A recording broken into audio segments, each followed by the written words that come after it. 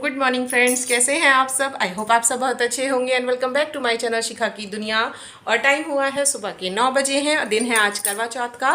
तो जितने भी मेरी सब्सक्राइबर्स हैं जो करवा चौथ का फास्ट रखती हैं, क्योंकि कुछ जगहों पर होता है कुछ जगहों पर नहीं होता है, तो उन सभी को सबसे पहले तो करवा चौथ की हार्दिक शुभकामनाएं। और ये देखिए मेरी स्किन मतलब ग्लो आ रहा है, जो सीटीएम में रेगुलर कर रही हूँ ना उसका ग्लो आ रहा है, मुझे अब लगने लगा है फ़र्क और स्किन बहुत ज़्यादा प्लम्बी भी होने लगी है। तो बस अब मैं सुबह का जो मेरा डेली रूटीन का काम है वो मैं फिनिश कर चुकी हूँ। और जैसा कि आप सभी को पता है कि 30 त्योहारों पर मैं जाती हूँ अपनी ससुराल, तो बस मैंने अभी दोबारा अपना हेयर वगैरह किया है। और अब मैं सबसे पहले जो अपने सैम्पल बिछुए जो मुझे पहननी है वो पहनूंगी, क्योंकि करवा चौथ के दिन नए भी पहनती हूँ और शादी में जो मैंने पहनी थी ना वो मैं पहनती हूँ, क्योंकि मुझे भारी भारी पजेब बहुत अच्छी लगती हैं।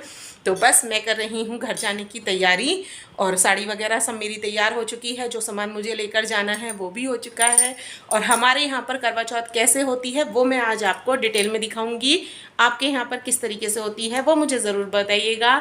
मेहंदी मेरे दोनों हाथों में लग चुकी है और मेहंदी बहुत अच्छी लगाई है उसने। तो बस अब मैं जाकर पहले जल्दी से तैयारी करती हूँ, क्योंकि टाइम बहुत ज़्यादा हो जाएगा और फिर अभी हमें जाना भी है। तो मिलते हैं थोड़ी देर में। फ्रेंड्स, मैंने अपनी बिछिया और पाजेब पहन ली हैं। इनमें से एक जोड़ी पाजेब तो मेरी शादी की हैं और ये वाली पाजेब मैं अब की बार लाई हूँ करवा चौथ के लिए। और ये है मेरा एक छोटा सा लुक। और मेहंदी ना प्लीज़ अवॉइड कीजिएगा, मेहंदी मैंने खुद लगाई है, मुझे मेहंदी लगानी नहीं आती है। तो चलिए फ्रेंड्स, यहाँ पर मैं कर रही हूँ अपने मेकअप की तैयारी, जिसके लिए मैं सबसे पहले लगाऊंगी प्राइमर। और प्राइमर मेरा थोड़ा सा ना ज़्यादा निकल गया था और एमएफ ब्यूटी का मैंने प्राइमर यूज़ किया है। मैं आपको दिखाऊंगी मैं कौन कौन से, अगर आप लोगों को जानना है कि मैं कौन कौन से जो मेरे प्रोडक्ट हैं वो मैं यूज़ करती हूँ मेकअप के लिए, तो प्लीज़ मुझे कमेंट बॉक्स में लिखिएगा। और एक अलग से व्लॉग में आपको प्रॉपर बताऊँगी कि मैं कौन कौन से प्रोडक्ट जो है वो यूज़ करती हूँ। और यहाँ पर मैं अच्छे से प्राइमर लगाऊँगी, क्योंकि प्राइमर लगाने के बाद ना अच्छे से जो हमारे ओपन पोर्स होते हैं वो फिल हो जाते हैं। और आप कोई भी मेकअप करो, फाउंडेशन या कुछ भी आप लगाओ, तो वो अलग से नहीं पैचेस, उसके जो पैचेस हैं वो नहीं बनते हैं और पोर्स जो हैं वो हमारे ओपन नहीं होते ना, तो एकदम फ्लॉलेस मेकअप चलता है। तो बस यहाँ पर मैं सबसे पहले कर रही हूँ अपने प्राइमर लगाने की तैयारी। और प्राइमर लगाने के बाद ना इतनी अच्छी फिनिशिंग आती है कि बस उसका तो कुछ कमाल ही नहीं होता। तो चलिए फ्रेंड्स, हो चुकी हूँ मैं रेडी। और कैसा लग रहा है मेरा लुक, हल्का फुल्का सा मेकअप ये सब मैंने किया है। 1 मिनट रुकिए, मैं आपको स्टैंड पर लगा कर दिखाती हूँ कि मेरी साड़ी का फुल लुक कैसा है। और ये पीछे से हमारे अशोक बाबू बोल रहे हैं कि आप बहुत सुंदर लग रही हो। 1 सेकेंड रुकिए जरा। चलिए फ्रेंड्स, कुछ इस तरीके से है मेरी साड़ी का पूरा लुक। कुछ ग्रीन बॉर्डर में है। मैं अभी अश्वत के पापा आ जाएंगे तब आपको इसका फुल लुक दिखाती हूँ। बहुत ही सिंपल एलिगेंट सी साड़ी मुझे लगी है। साथ में मैंने ये नेकलेस वियर किया है जो मुझे इंस्टाग्राम पेज से मिला था। इसका लिंक मैं आपको इंस्टाग्राम पे दे दूँगी।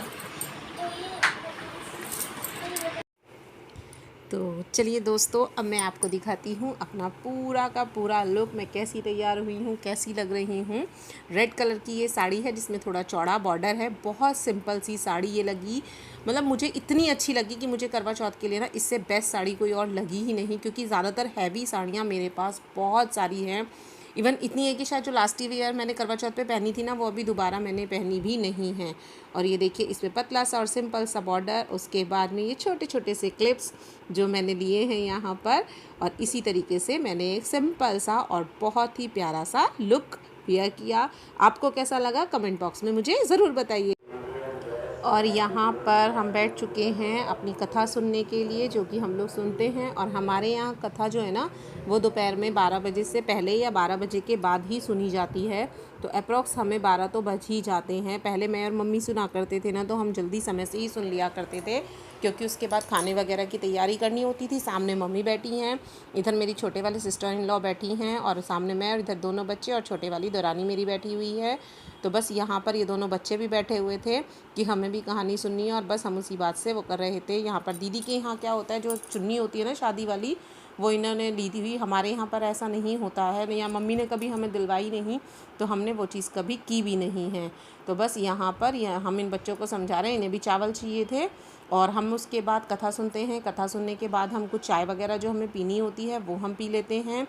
और मैं तो कुछ भी नहीं खाती हूँ क्योंकि मैंने स्टार्टिंग के व्रत से ही कुछ नहीं खाया था। तो बस चलिए यहाँ पर मैं आपको सुनाती हूँ हमारे यहाँ की कथा कैसे होती है। 7 पुत्र और 1 पुत्री थी। कार्तिक कृष्ण चतुर्थी के दिन साहूकार की पत्नी, उसकी सभी बहुओं एवं कन्या ने संयुक्त रूप से व्रत का अनुष्ठान किया। सभी लोगों ने एक साथ सायंकाल में गणेश पूजन किया। पूजन के पश्चात साहूकार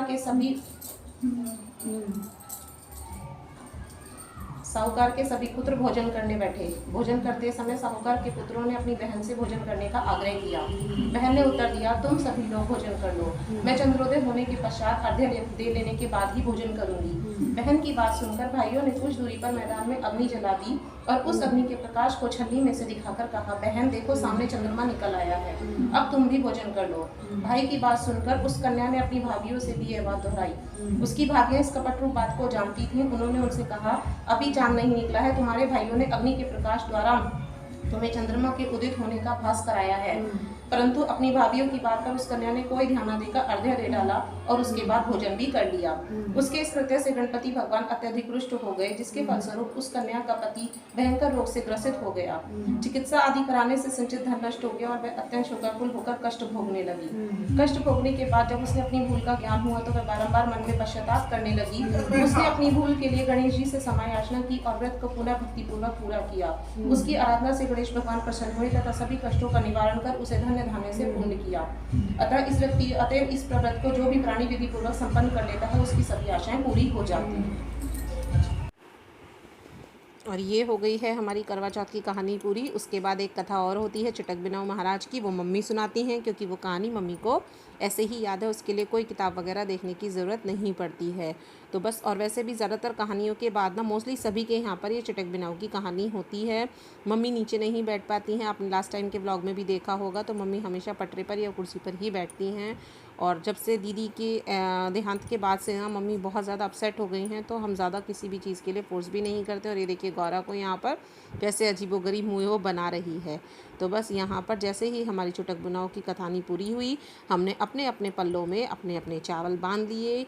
और अगर पल्ले साड़ियाँ इस तरीके की हो ना जो नहीं बांधे जाते, तो हम क्या करते हैं, रुमाल में चावल बांधकर उन्हें अपने पास रख लेते हैं। चलिए साथियों, यहाँ पर बन चुकी है हमारी कढ़ी और ये मैं बना रही हूँ पकौड़ी, क्योंकि हमारे यहाँ पर होती है कढ़ी चावल से ही पूजा, मतलब कढ़ी चावल और रोटी, जिनसे हमारे यहाँ पर बायना निकलता है, बेयाना निकलता है, कुछ भी जो आपके यहाँ पर मतलब पूजन जो होता है ना, वो कढ़ी चावल का ही होता है। और मैंने पहन लिया था सूट।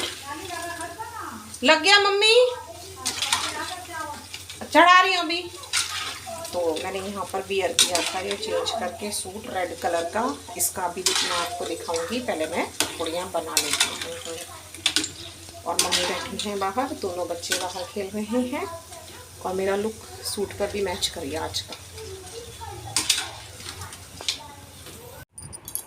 तो यहाँ पर कढ़ी चावल बनाने के बाद मैं आ गई थी फिर फुलके बनाने के लिए, क्योंकि टाइम हो गया था शाम के बायना पूजने के लिए। और बायना जो होता है ना, हमारे यहाँ पर दिन छिपने से पहले पूजा जाता है, जिसमें आपको कपड़े वगैरह जो भी पूजने हैं, थाली में खाना, वो सब। और मम्मी भी आ गई हैं रसोई में, क्योंकि मैं बना रही थी फुलके। थाली वगैरह मैंने सारी लगा दी थी, अपनी मम्मी की और नेहा की भी।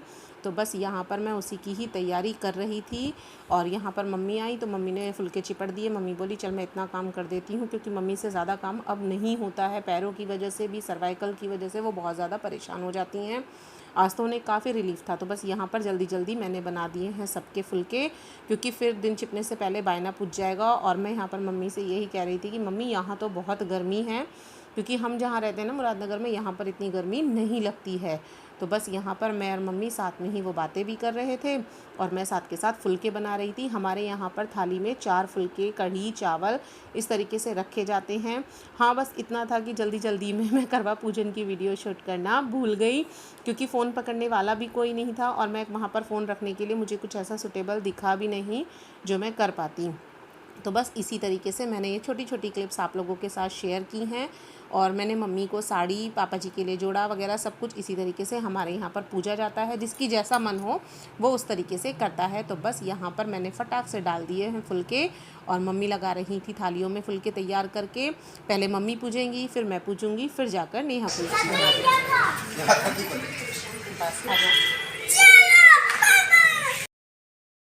तो चलिए फ्रेंड्स, यहाँ पर टाइम हो चुका था रात के, तकरीबन बज रहे हैं 9:15 से 9:30 के बीच में, क्योंकि एग्जैक्ट टाइम तो मैंने भी नहीं देखा, बस चांद दिखाई दिया तो हम उसके बाद जल्दी ने चल दिए। और ये दोनों बच्चे भी हमारे साथ जाने की ज़िद कर रहे थे कि हमें भी चांद देखना है। तो मम्मी तो पहले ही ऊपर जल्दी आई थी, क्योंकि बच्चों को उनके साथ भेजना ठीक नहीं था, ऊपर बंदर आ जाते हैं, फिर मम्मी से भी पैरों की वजह से ना एकदम जल्दी नहीं संभाला जाता है। तो इन्हें लेकर मैं और अश्वथ के पापा जा रहे हैं और छत पर जा रहे हैं अभी, क्योंकि चांद तो छत पर से ही अच्छे से दिखाई देगा। और वीडियो में एक छोटा सा प्रॉब्लम ये हो गया कि वीडियो जो है वो लैंडस्केप मोड में ना होकर पोर्ट्रेट मोड में हो गई है, तो प्लीज़ फ़ोन को रोटेट करके देखिएगा। और यहाँ पर हम आए हैं चंदा को जल देने के लिए। चंदा को सबसे पहले हमारे यहाँ पर ऐसे ही होता है कि हाथ जोड़ते हैं, उसके बाद वो मैं दर्शन करके जा चुकी थी। फिर यहाँ पर जो चावल हमने सुबह लिए होते हैं ना पूजा में, उसके बाद उनके साथ हमें अर्घ्य देना होता है जल का चंद्रमा को, बस वही मैं कर रही हूँ। और यहाँ पर ये देखिए, अभी दिखाती हूँ मैं आपको चंद्रमा के दर्शन। मैं, अश्वथ के पापा, बच्चे दोनों हमारे साथ ही हैं, क्योंकि हम बच्चे तो ज़्यादातर हमारे साथ ही हमारे पास ही रहते हैं। तो बस यहाँ पर जैसे हमारे यहाँ पर होता है मैं उसी तरीके से कर रही हूँ। छलनी में मूंग वगैरह देकर हम नहीं देते हैं। और ये जल हम जो चावल थे वो हमने लिए, उसके बाद हमारा जो करवा होता है ना, उसमें जो भिक्खू होता है उसमें से हमने 4 बार जल दिया, फिर 3 बार ऊपर से साइड से जल दिया जाता है। ऐसे ही हमारे यहाँ पर होता है। हमारे यहाँ पर ये छलनी में से मुंह देखना वगैरह नहीं होता, और नई परंपराओं के साथ छेड़खानी वो मुझे नहीं पसंद है। इसीलिए जैसे होता है, जैसे हम करते हैं वही मैं करना पसंद करती हूँ। और यहाँ पर जल दे दिया है। आपके यहाँ पर आप लोग मॉडर्न तरीके से करते हैं या ट्रेडिशनल तरीके से करते हैं, वो मुझे कमेंट बॉक्स में ज़रूर बताइएगा। और ये जल मैंने दे दिया है। उसके बाद यहाँ पर मैंने साथ के साथ ही अश्वथ के पापा के पैर भी छू लिए हैं। तो बस चलिए करती हूँ इस वीडियो का एंड, और मिलती हूँ आपसे बहुत जल्द अहोई अष्टमी के व्लॉग में।